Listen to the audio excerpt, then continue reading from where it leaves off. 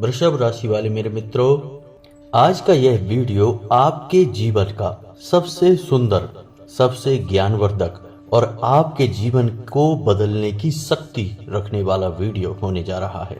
जी हाँ दोस्तों, जिसने भी आज का वीडियो मिस कर दिया या पूरा नहीं देखा, अधूरा देखा, हम गारंटी से कहते हैं कि उससे ज़्यादा दुर्भाग्यशाली इंसान इस धरती पर नहीं होगा। क्योंकि दोस्तों, इस वीडियो में हमने आपको जो विद्या बताई है वह विद्या कोई साधारण विद्या नहीं है। लोग बहुत सारा, ढेर सारा रुपए चार्ज करते हैं तब ऐसी गुप्त विद्याओं की जानकारी देते हैं। हम खुले आम आपको इस विद्या के बारे में बताने जा रहे हैं।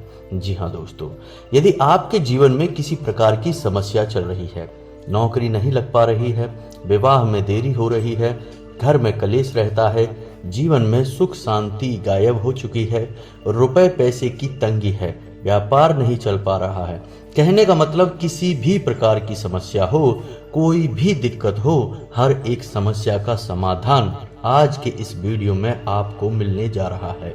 जी हाँ दोस्तों, अब आपके मन में यह प्रश्न उठ रहा होगा कि ऐसी कौन सी रामबाण औषधि हम देने जा रहे हैं और इतना बड़ा दावा हम आखिर कर कैसे रहे हैं। तो दोस्तों, हम केवल हवाबाजी वाली बातें नहीं कर रहे हैं, हम आपको इस वीडियो में अपनी कही हुई बातों का संपूर्ण प्रमाण भी देंगे और यह साबित करके बताएंगे कि हम जो कह रहे हैं वह केवल बातें नहीं है, वह एक गुप्त ज्ञान है जो हर इंसान को ऐसे नहीं प्राप्त हो जाता।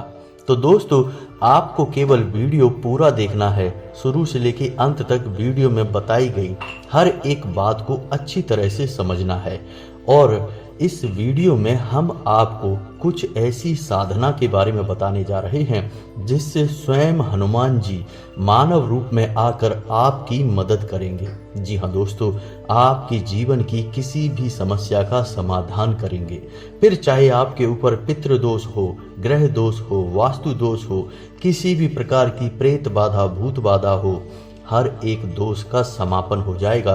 क्योंकि दोस्तों, इस संसार में हनुमान जी से बड़ी कोई भी महाशक्ति जीवित अवस्था में नहीं है। जी हाँ दोस्तों, हनुमान जी एकमात्र ऐसे देवता हैं जिन्हें जीवित अवस्था में माना जाता है, यानी वो आज भी इस धरती पर निवास करते हैं, 8 चिरंजीवियों में शामिल हैं। जी हाँ दोस्तों, तो हनुमान जी एक तो बल और बुद्धि के दाता हैं, महाशक्तिशाली देवता हैं। स्वयं प्रभु श्री राम भी हनुमान जी का गुणगान करते नहीं थकते हैं। जी हाँ दोस्तों, तो ऐसे महाशक्तिशाली, महादयालु, मंगलदायक देवता जब इस धरती पर स्वयं विराजमान हो रहे हैं तो हम फिर अपनी मनोकामनाएं, अपनी जीवन की छोटी छोटी लालसाएं और इच्छाएं पूर्ति के लिए इधर उधर क्यों भागें। हम हनुमान जी को ही प्रसन्न कर लेते हैं और उनसे ही अपनी मनोकामनाएं पूर्ण करवा लेते हैं। जी हाँ दोस्तों, लेकिन याद रखें कि आप अपने मन में जो भी संकल्प लें, यानी कि इस साधना को शुरू करने से पहले आपको अपने मन में एक विशेष जो मनोकामना है वह निश्चित करनी होगी। जी हाँ दोस्तों, कुछ इस साधना को करने की विधियां हैं, तौर तरीके हैं, संपूर्ण जानकारी बताएंगे आपको। इस साधना के बारे में हर एक बात पूरे विस्तार के साथ बताई जाएगी। और फिर भी यदि आपके मन में कोई प्रश्न रह जाता है तो आप निसंकोच कमेंट करके पूछें। आप इस साधना को करें। साधना बहुत सरल है दोस्तों, इतनी कठिन नहीं है, आप इसे आसानी से कर पाएंगे। और इस साधना के पूर्ण होने से पहले पहले आपकी मनोकामना पूर्ण हो जाएगी। लेकिन आपको एक बात का ध्यान रखना होगा दोस्तों कि आपकी मनोकामना न्याय संगत होनी चाहिए, सात्विक होनी चाहिए और वास्तविक होनी चाहिए। यानी आप ऐसी मनोकामना नहीं कर सकते कि आपको साधना पूर्ण होने से पहले पहले करोड़ों रुपए मिल जाएं, या फिर आपको बहुत बड़ा एक बंगला मिल जाए जिसकी कीमत 10-20 करोड़ हो। आप समझ रहे हैं ना दोस्तों हम आपसे क्या कहना चाह रहे हैं। यानी आप एक प्रैक्टिकल इमेजिनेशन, यानी कि वास्तविक मनोधारणा लेकर चलेंगे, तभी आपकी मनोकामना पूर्ण हो पाएगी। जैसे कि आपकी नौकरी नहीं लग पा रही है तो आप मनोकामना बनाएं कि हमारी नौकरी लग जाए। विवाह में देरी है तो मनोकामना बनाएं कि विवाह जल्द से जल्द हो जाए। और इसी प्रकार किसी अन्य समस्या में आप उलझे हुए हैं तो बस आप उससे मुक्ति के लिए अपने मन में विचार बनाएं। और हम गारंटी देते हैं कि आप इस साधना को पूर्ण नहीं कर पाएंगे उससे पहले ही आपकी मनोकामना पूर्ण हो जाएगी, या फिर कुछ ऐसे पुख्ता प्रमाणिक संकेत आपको मिल जाएंगे जिनसे आपको यह विश्वास हो जाएगा कि अब आपकी मनोकामना पूर्ण होने जा रही है। जी हाँ दोस्तों, तो चलिए वीडियो की शुरुआत करते हैं। आज का वीडियो बहुत ही खास है दोस्तों। आपसे हमारा निवेदन है कि इस वीडियो को पूरा जरूर देखना, तभी आप इस वीडियो से न्याय कर पाएंगे, क्योंकि दोस्तों हम आपके लिए बहुत मेहनत करते हैं और सर्वोत्तम से सर्वोत्तम ज्ञान लाने की कोशिश करते हैं ताकि आपके जीवन में प्रमाणिक बदलाव आए। सैकड़ों हजारों लोगों के जीवन में बदलाव आ चुके हैं इन विधियों का प्रयोग करके। आपके जीवन में भी निश्चित तौर पर बदलाव आएगा, लेकिन इसके लिए आपको हम पर भरोसा करना होगा, अपने आप पर भरोसा करना होगा और अपने इष्ट, अपने देवता पर भी भरोसा करना होगा। यह सबसे आवश्यक है दोस्तों। तो चलिए दोस्तों वीडियो की शुरुआत करते हैं, लेकिन इससे पहले आपसे वही एक हमारा निवेदन है जो इस बार भी रहेगा कि कमेंट में पूरे भक्ति भाव के साथ जय मां भद्रकाली लिखना ना भूलें। माता का सीधा आशीर्वाद आपको प्राप्त होगा। और जय श्री राम भी अवश्य लिखें, क्योंकि यह वीडियो प्रभु श्री राम और हनुमान जी को समर्पित रहेगा। तो इसलिए आपको कमेंट में जय श्री राम भी लिखना है ताकि हनुमान जी की कृपा दृष्टि आपके ऊपर आ जाए, प्रभु श्री राम की कृपा दृष्टि आपके ऊपर आ जाए। तो चलिए दोस्तों वीडियो की शुरुआत करते हैं। दोस्तों हम जानते हैं कि आपके जीवन में बहुत परेशानियां चल रही हैं, बहुत सारे कष्ट हैं। कुछ लोगों के जीवन में तो सिर्फ अंधकार ही अंधकार बाकी रह गया है, लेकिन दोस्तों अंधकार में भी प्रकाश की किरण कहीं ना कहीं भगवान जरूर छोड़ देते हैं। बस देरी है तो हमें आंखें खोलकर पूरे भक्तिभाव से प्रभु को ध्यान करते हुए उस किरण की तलाश करनी है। तो शायद आज का यह वीडियो और इसमें बताया गया उपाय और साधना वही प्रकाश की छोटी सी किरण है जो आपको अंधकार से प्रकाश की ओर लेकर जाएगी। दोस्तों हम जानते हैं कि आपने अपने जीवन से कष्टों की मुक्ति के लिए कई प्रकार के उपाय किए हैं, कई सारे YouTube पर वीडियोस भी देखे हैं, कुछ गुरुओं की बातें सुनकर छोटे मोटे उपाय भी करे हैं, लेकिन कोई ज़्यादा बदलाव आपके जीवन में आया नहीं है। ऐसा इसलिए होता है दोस्तों क्योंकि कभी कभी तो उपाय ही पूर्ण रूप से बतलाए नहीं जाते हैं, आधे अधूरे उपाय बतलाए जाते हैं, और कभी कभी उपाय तर्क संगत, न्याय संगत नहीं होते, यानी शास्त्रों से निकाले गए नहीं होते, मन से बनाए हुए उपाय होते हैं। इस वजह से वे उपाय सीधे तौर पर हमारे देवता को समर्पित नहीं हो पाते हैं, इसलिए हमारी इच्छाएं भी पूर्ण नहीं हो पाती हैं। ऐसे में होता यह है कि साधक सच्चे मन से उपाय कर रहा है, उसे कोई परिणाम प्राप्त नहीं हो रहा है, तो धीरे धीरे उसकी आस्था उसके भगवान में, उसके धर्म में क्षीण होने लगती है। उसे ऐसा लगता है कि शायद भगवान ही उसके जीवन में कष्ट दे रहे हैं, उसे परेशानियों से निकालना नहीं चाह रहे हैं। इस वजह से उसे उपाय का कोई लाभ नहीं मिल रहा, पूजा पाठ का कोई लाभ नहीं मिल रहा, वह तो कोई गलत कार्य नहीं कर रहा, फिर भी उसे इतनी परेशानियां क्यों हो रही हैं? शायद भगवान ही उसके पीछे पड़े हुए हैं। लेकिन दोस्तों ऐसा कुछ भी नहीं है। यदि आप सही तरह से उपाय जान लें, संपूर्ण उपाय पूरी विधि विधान के साथ लागू करें, तो आपके जीवन में बदलाव निश्चित ही आएंगे। इसे आप ऐसे समझ सकते हैं कि यदि आप किसी अच्छे डॉक्टर के द्वारा बताई गई दवा को भी ठीक तरह से उपयोग नहीं करेंगे, यानी सही समय पर सही दवाई नहीं लेंगे, उल्टी सीधी दवाइयाँ खाएंगे, तो बेशक वही दवाइयाँ होंगी, लेकिन आपके ऊपर उनका प्रभाव उतना अच्छा नहीं होगा जितना कि सही नियम संयम से ली गई दवाइयों का होता। तो वैसा ही कुछ आपके जीवन में भी हो रहा है। तो दोस्तों आज का यह वीडियो हनुमान जी को समर्पित है। हनुमान जी के सिद्धि के लिए, कार्य सिद्धि के लिए। सिद्धि तो बहुत बड़ी चीज होती है दोस्तों, इतना साधारण नहीं है कि हनुमान जी को सिद्ध कर लिया जाए, लेकिन हनुमान जी से कार्य सिद्धि करवाना बहुत आसान है, क्योंकि हनुमान जी बहुत दयालु देवता हैं। भगवान भोलेनाथ के बाद यदि कोई सबसे पहले प्रसन्न होता है तो वह स्वयं हनुमान जी ही हैं, और हनुमान जी तो हैं ही शंकर सुवन, यानी कि शंकर के पुत्र, उन्हें शंकर का ही स्वरूप माना जाता है। इसीलिए हनुमान जी बहुत जल्दी प्रसन्न हो जाते हैं। तो हनुमान जी का यदि कोई उपाय पूरे विधि विधान से कर लिया जाए तो हनुमान जी बड़ी जल्दी ही कार्य सिद्धि करवा देते हैं। तो अब आपको वीडियो में बताई गई हर बात को ध्यान से समझना है। दोस्तों, सबसे पहले हम बात करेंगे इस उपाय को करने की कुछ सावधानियों के बारे में। जी हाँ दोस्तों, यह उपाय 21 दिनों तक चलने वाला है और इन 21 दिनों में आपको पूर्ण रूप से सात्विक जीवन को अपनाना है। यानी कि आपको सबसे पहला काम जो कि आप अक्सर करते रहते हैं और वह है क्रोध, यानी आपको क्रोध नहीं करना है, किसी पर भी गुस्सा नहीं होना है।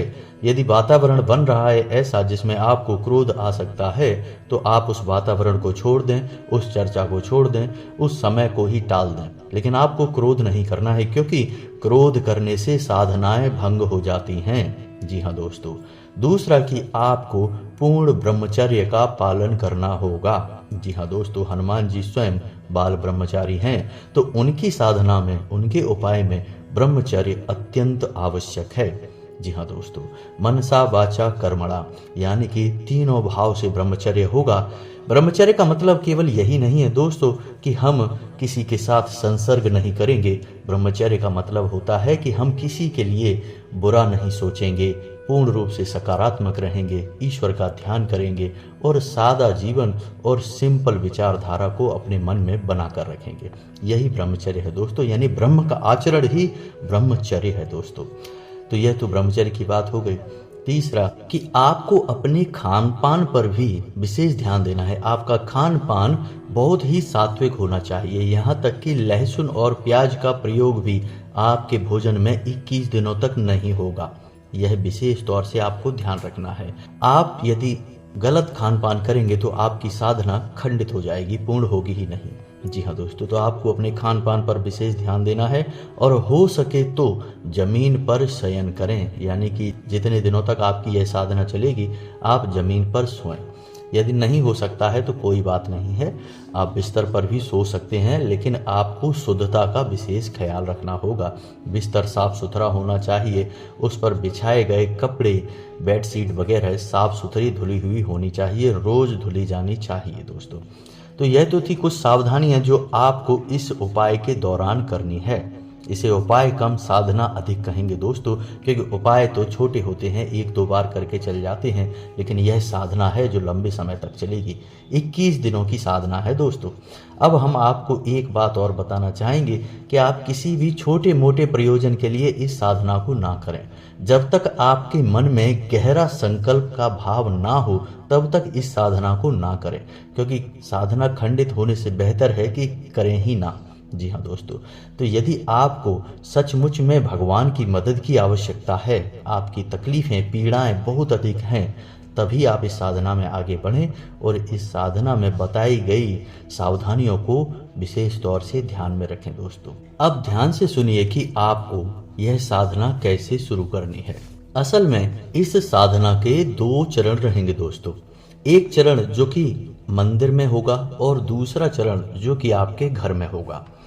तो अब आप जिस मंदिर में जाएंगे जहां यह साधना का एक चरण होगा, उस मंदिर में हनुमान जी की मूर्ति दक्षिण मुखी होनी चाहिए। जी हाँ दोस्तों, हनुमान जी का एक नाम दक्षिण मुखाय भी है। तो हनुमान जी का मुख दक्षिण दिशा की ओर होना चाहिए, ऐसे मंदिर में ही आपको जाना है। ठीक है दोस्तों। दूसरा कि आपको जो घर पर एक भाग इस साधना का पूर्ण होगा वह सुबह सुबह करना है। जी हाँ दोस्तों, रात्रि में ना करें, दिन के किसी भी समय में ना करें। तो चलिए दोस्तों, अब शुरुआत करते हैं और आपको बताते हैं कि इस साधना को करना कैसे है। साधना को शुरू करने का दिन मंगलवार का होगा। आप किसी भी मंगलवार से इस साधना की शुरुआत कर सकते हैं। आपको मंगलवार के दिन सुबह सवेरे सूर्य उदय होने के बाद, स्नान करने के बाद संपूर्ण विधि विधान से तैयार होना है। यानी कि आपको जितना हो सके उतना लाल वस्त्र पहनने हैं, लाल आसन का प्रयोग करना है, लाल प्रसाद का ही प्रयोग करना है। जी हाँ दोस्तों, आप कोई लाल रंग का लड्डू या कोई मिठाई या फिर कोई फल का प्रयोग कर सकते हैं। अब आपको आसन बिछाकर बैठना है। आपको आसन ऐसा बिछाना है कि आपका मुख उत्तर दिशा की ओर हो और आपके सामने जो चौकी लगेगी यानी कि जो आसन आप लगाएंगे जिस पे हनुमान जी की मूर्ति या फोटो रखेंगे उसका मुख दक्षिण दिशा की ओर हो। आपको आसन लगाकर बैठना है और हनुमान जी को पुष्प अर्पित करना है, पूजा पाठ करनी है, विधि विधान के साथ करनी है, उन्हें भोग लगाना है और उसके बाद हनुमान चालीसा का पाठ शुरू करना है। याद रखना है आपको कि हनुमान चालीसा का पाठ आपको 7 बार करना होगा। जी हाँ दोस्तों, हनुमान चालीसा में स्वयं ही लिखा है कि जो 7 बार पाठ कर कोई छूटे बंद महासुख होई, यानी आपको 7 बार हनुमान चालीसा का पाठ करना है और उसके बाद जब आपका पाठ समाप्त हो जाए तो आपको एक बार बजरंग बाण का पाठ करना है।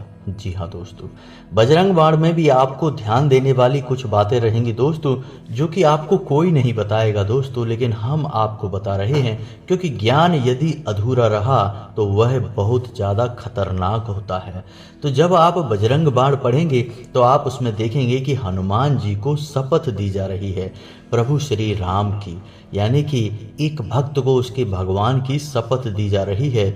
और किस लिए दे रहे हैं आप? कि आपके काम बन जाएं, यानी आप निज स्वार्थ के लिए हनुमान जी को कसम देकर मजबूर कर रहे हैं कि वे आएं और आपकी कार्यों की पूर्ति करें। तो अब ऐसे में आप जब बजरंग बाण पढ़ेंगे तो जितनी बार भी हनुमान जी को आप शपथ देंगे उतनी बार आपको कान पकड़कर मन ही मन माफी का भाव भी रखना होगा।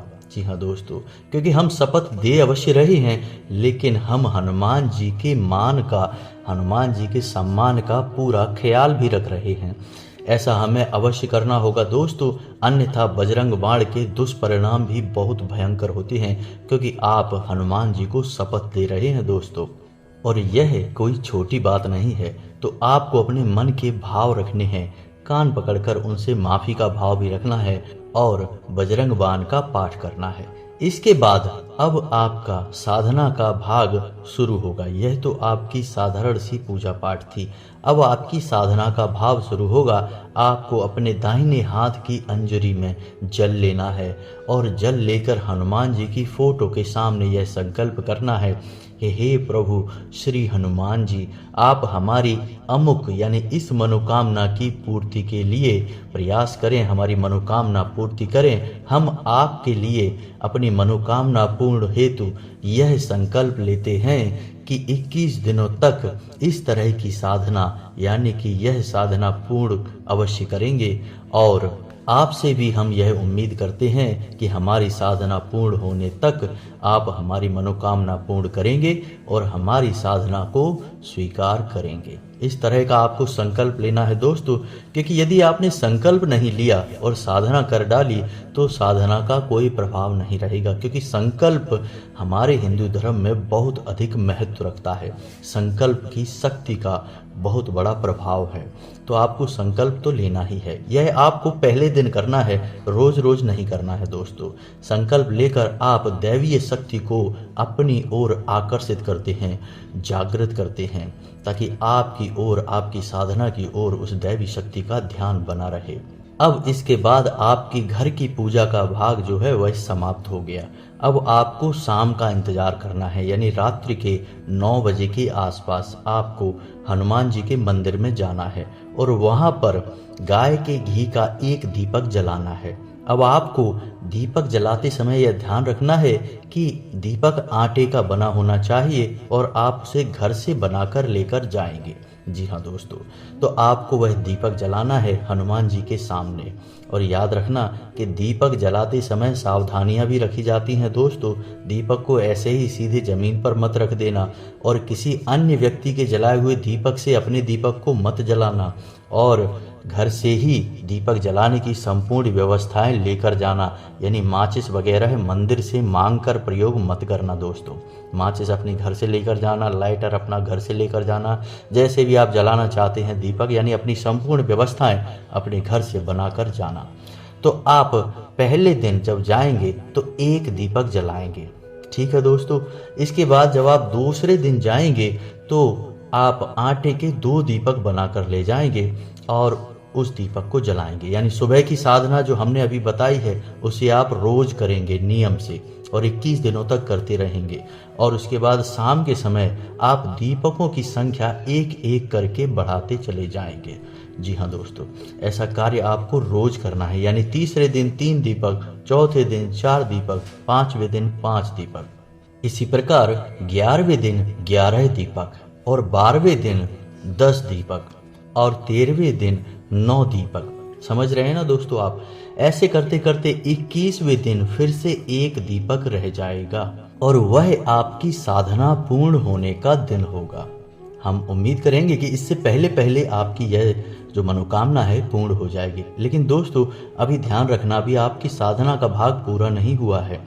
जब आप हनुमान जी के मंदिर जाएंगे, दीपक जलाएंगे, तो आपको एक पाठ वहां पर और करना है। और वह पाठ क्या है? वह है श्री हनुमान कवच का पाठ। जी हाँ दोस्तों, श्री हनुमान कवच बहुत ही शक्तिशाली है। अब इसके बारे में आप सुनेंगे तो आप भी रोमांचित हो उठेंगे दोस्तों।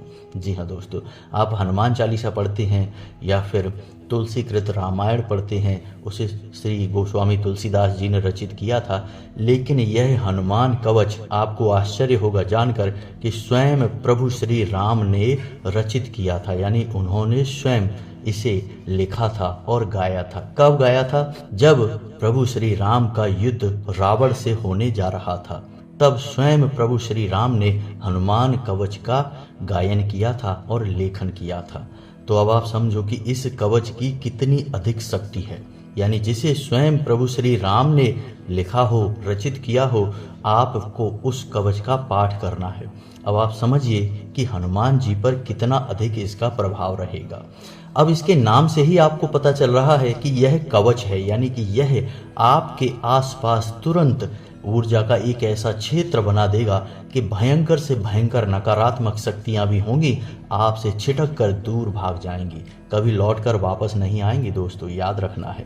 तो आपको यह हनुमान कवच अपने दीपक जलाने की प्रक्रिया के बाद ठंडे मन से, शांत मन के साथ मंदिर में बैठकर पूरे भक्तिभाव के साथ करना है। जी हाँ दोस्तों, श्री हनुमान कवच का जब आप पाठ करेंगे तो उससे पहले श्री गणेशाय नमः 5 बार या 11 बार या 21 बार इस मंत्र का जाप भी कर लेना। उसके बाद हनुमान कवच को आप पाठन करेंगे। हनुमान कवच में आपको ध्यान इस बात का देना है कि यह कवच में जो शब्द प्रयोग किए गए हैं वे बहुत ही क्लिष्ट हैं, यानी कि कठिन हैं, संस्कृत के शब्द हैं दोस्तों। तो आपको उन शब्दों का उच्चारण बहुत ही ध्यान से करना है, गलती से भी गलत उच्चारण नहीं करना है। इस बात का आपको विशेष ध्यान रखना है। हम गारंटी देते हैं कि आप जब हनुमान कवच पूरे भक्ति भाव के साथ पढ़ रहे होंगे तो निश्चित ही आपके रोंगटे खड़े हो जाएंगे, क्योंकि आप हनुमान जी की स्पष्ट शक्ति का अनुभव स्वयं करेंगे दोस्तों। और आप इस भाव के साथ करें कि हनुमान जी आप पर नज़र बनाए हुए हैं, अब हनुमान जी आपसे प्रसन्न हो रहे हैं। जी हाँ दोस्तों, आप यकीन मानिए कि इस साधना को करने से कई लोगों को लाभ प्राप्त हुआ है, तभी हम आपको बताने जा रहे हैं। और यह साधना पूर्ण रूप से शास्त्रीय पद्धति पर आधारित है। इस साधना को आपको पूरे भक्ति भाव के साथ करना है और आप इस साधना को करें। इसके बाद जो आप परिणाम महसूस करें उन्हें आप कमेंट करके अवश्य बताना दोस्तों। यदि आपको इस वीडियो में दी गई जानकारी से संबंधित कोई प्रश्न मन में आ रहा है, आप कमेंट करके पूछें, निसंकोच प्रश्न पूछें। हम आपको आपके हर एक प्रश्न का सही जवाब देंगे। हम आपके हर एक कमेंट को पढ़ेंगे। जी हाँ दोस्तों, वीडियो के अंत में हम फिर भी वही बात कहेंगे जो हमने वीडियो की शुरुआत में की थी कि बड़े दुर्भाग्यशाली होंगे वो लोग जो इस वीडियो को मिस कर गए या इस वीडियो को नहीं देख पाए, क्योंकि इस वीडियो में बहुत सूक्ष्म और बहुत ही शक्तिशाली ज्ञान का और विद्या का वर्णन किया गया है। तो चलिए दोस्तों, आज का वीडियो समाप्त करते हैं। कमेंट में पूरे भक्ति भाव के साथ जय श्री राम, जय माँ भद्रकाली अवश्य लिखें। माता की सीधी कृपा, सीधा आशीर्वाद आपको प्राप्त होगा। हनुमान जी की कृपा दृष्टि आपके ऊपर अवश्य बनी रहेगी। मिलते हैं अगले ज्ञानवर्धक वीडियो में, तब तक के लिए धन्यवाद।